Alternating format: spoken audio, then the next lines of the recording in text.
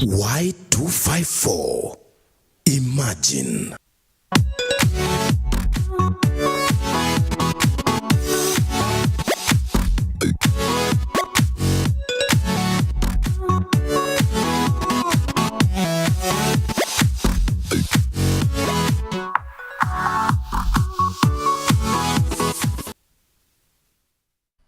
Well, a very good evening to you wherever you are. This is Y254 News Discussion. Tonight it is a Monday, the 25th of June 2018, and it's all about matters gospel.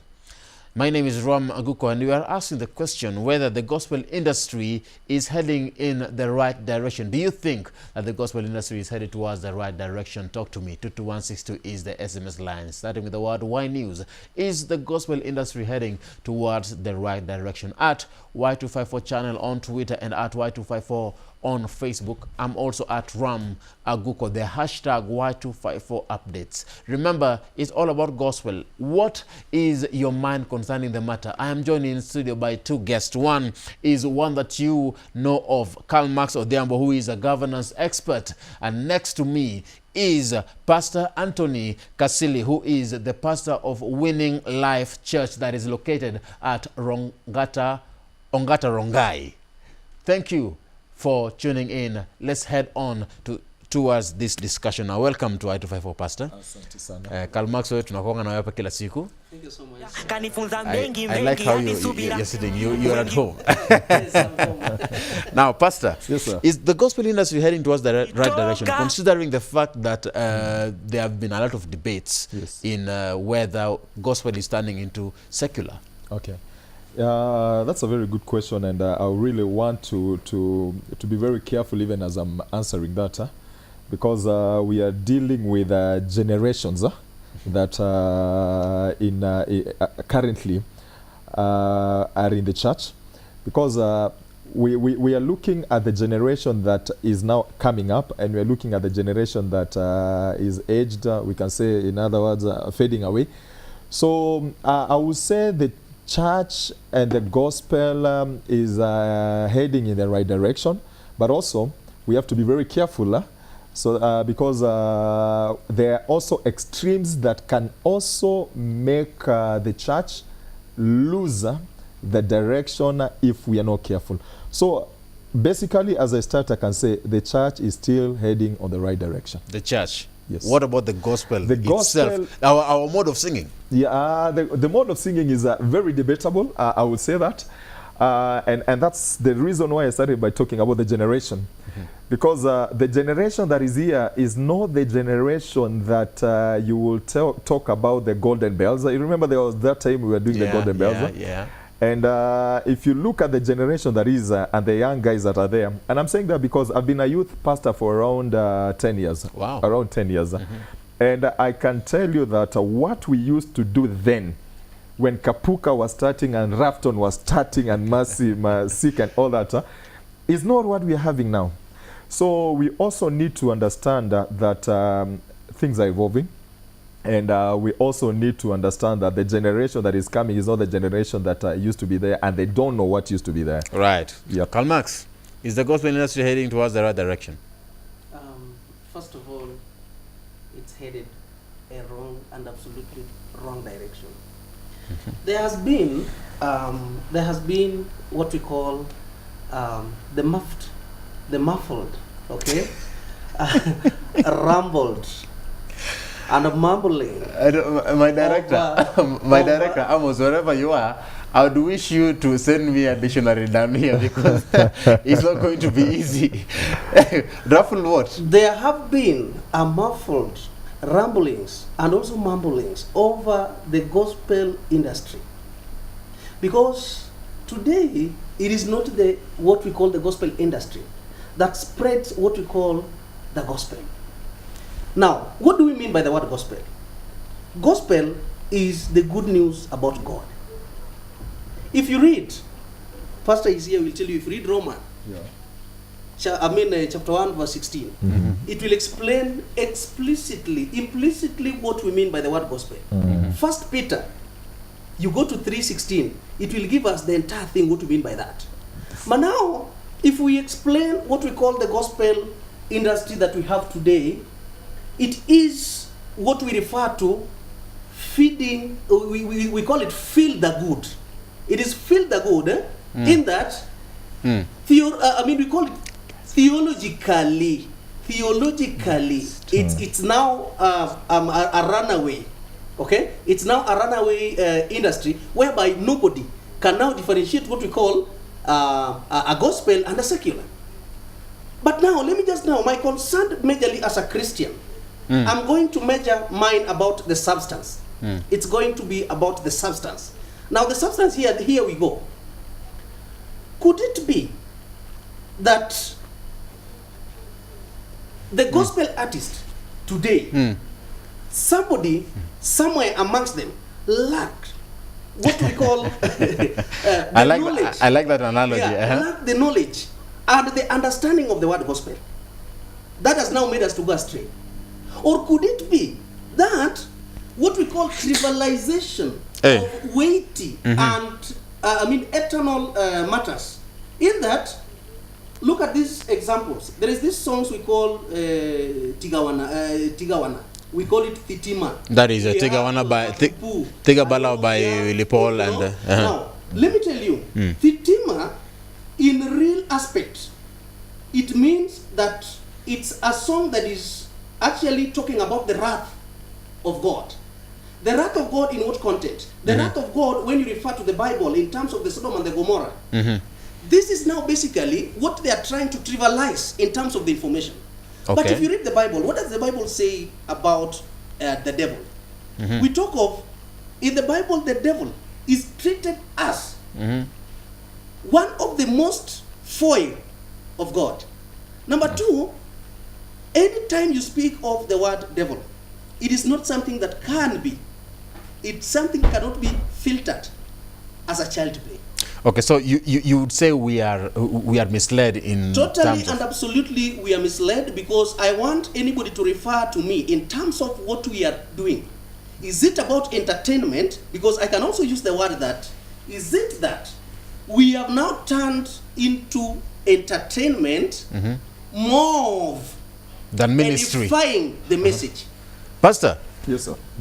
This debate as to getting a concept from the Bible, getting a story, and then making it sound the way we want it to sound. For example, he mentioned Thitima. He gave, that is the artist, stories from the Bible. And someone would say that because the stories are depicted from the Bible, the message comes from the Bible, then the story is gospel. Then it makes me wonder, does mentioning a story from the Bible qualify a song to become gospel? Would you mind? It is the antithesis of what the Bible talks about. It is the opposite of what the Bible talks about. You know, when you talk of a wrath of a given area, you cannot use that to further the agenda of the gospel, if it is not actually also excommunicating it.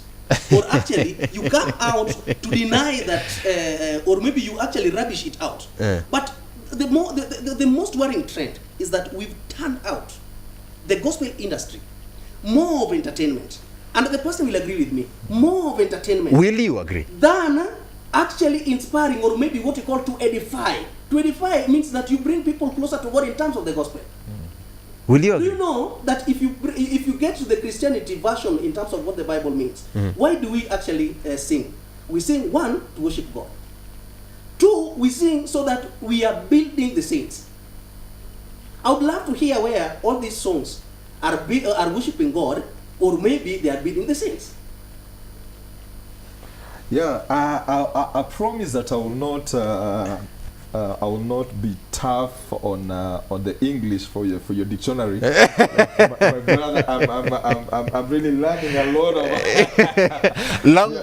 languages. I'm telling you, I'm just putting them down. I think I'm going to get a dictionary after this. I said one day Karl Marx will bring a dictionary here. Utatuambia hizi maneno natoa wapi? But I want to say this. I understand and I really agree with my brother in terms of entertainment, which has been a worry and also is still a worry in the church. and it's something that also I've been talking about. I've been sharing with the singers. As a matter of fact, my wife is a singer. Is a gospel singer, and she has done her songs. And every time she does the songs, I'm very careful what she's doing, because I agree with my brother. It has to edify. So the gospel industry has turned into entertainment industry. I want to say it has not turned into, because there are still those who are singing. Who are they? We had the Groove Awards yesterday, and we gave honor to the late Angela Chibalonza.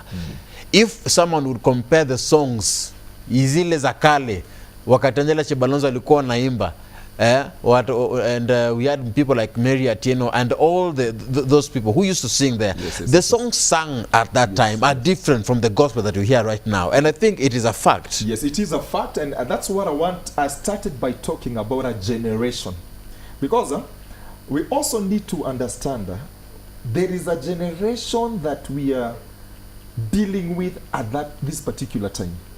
A generation that you like it or not, they have their own way of songs, their own taste, their own way. I remember when, I can give example, when Rafton, they started singing the songs, which at the moment we can probably debate and say they are better songs than what are being sung at the moment. Yeah. I remember that time, there was a debate, and people were like, these Kapuka songs, are they gospel? When songs like System ya Kapungala started, exactly, I know you remember. And at that time, there was a generation, I remember it was around late 90s, early 2000. And people were like, is this gospel? Is this taking the church out of, the context? But I want to say this, and I want to be very, very careful. Extreme is bad. I agree also with my brother. There are some songs that I still don't agree with. What is the definition of extreme? What is extreme and what is not extreme? I would say there is edification. We have to judge and we have to look at the context of the song. There is what is edifying. Number two, there is what comes scriptural. Because you can get a song, take a story, yes, and understand in like the Tima, which my brother is talking about, is a story. It's a story. I've heard that song several times. And does it qualify as gospel? Let me. I want to be very, very also careful. And also I've heard about this song, Mazgwembe. Zigwembe and all that. And I try to look at the context. There is a message they are trying to put in this generation. And probably they're trying to put it in their own way, in a generation which can understand that language. I would like to... let me do some elucidations in terms of what we call the scripts. The songwriters of the gospel today is all about the entertainment, not basically edifying or maybe passing a message. Now get this. Do you know 3/4 of these gospel songs are played in pubs, taverns, inns. But then they are not played in church. Not unless there is a function that they have invited them as guests. So that tells you what? We are bringing the entire secular into the world of God. And then putting it that because of entertainment, the message must go. You don't rub a message because of entertainment. You can as well give out a message without entertainment, but the message will still reach out. And for another script, I'm also I'm seeing a scenario that now we've turned the entire gospel music into what we call business-like. It's more of business-like, but not ambassadors of Christ. I would like to take a break there. Yes, sir. We will be joined in studio, on set, an artist, a gospel artist, yes, sir, so that we can bring in another feel into this discussion. We are talking about the state of the gospel industry. Is the gospel industry heading towards the right direction? What do you think? 22162 is our SMS line, starting with the word Y News. 22162 is our number. Starting with Y News on Twitter, Facebook at Y254 channel, Twitter, Y254 Facebook at Ram Aguko. The hashtag is Y254 updates. I will also like to put into a perspective as we take a break. This is something that we should ponder about. We have the Groove Awards, Artist of the Year, Guardian Angel, Song of the Year, Ordinance. Many people were complaining that Jiggy Jiggy won an award in the Groove